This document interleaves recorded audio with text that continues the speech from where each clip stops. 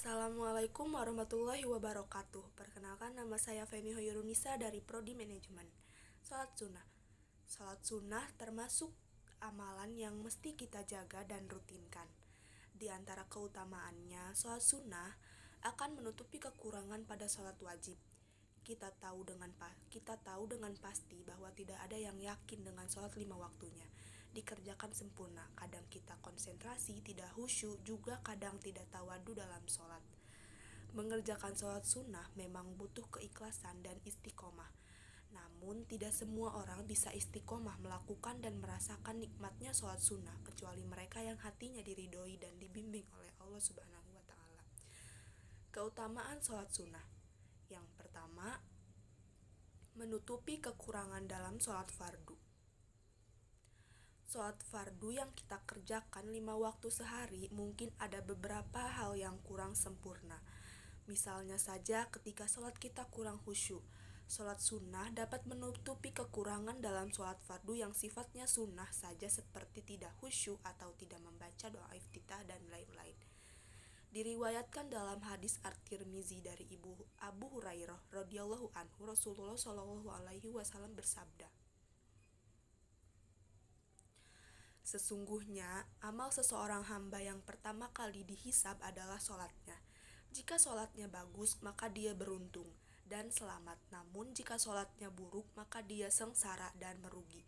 Jika ada kekurangan dari sholat fardunya, mempunyai pahala sholat sunnah untuk melengkapi kekurangan sholat fardu. Kemudian seluruh amalnya seperti itu."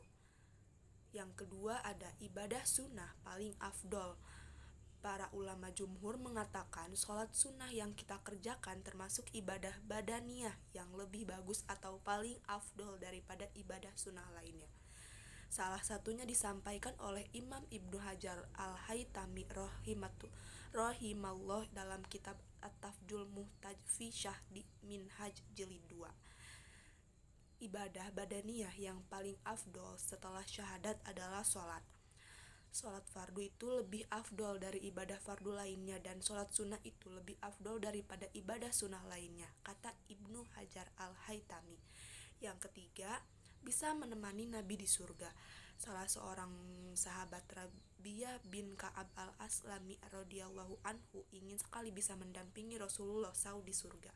Maka dia pun mengutarakan keinginan tersebut kepada Rasulullah.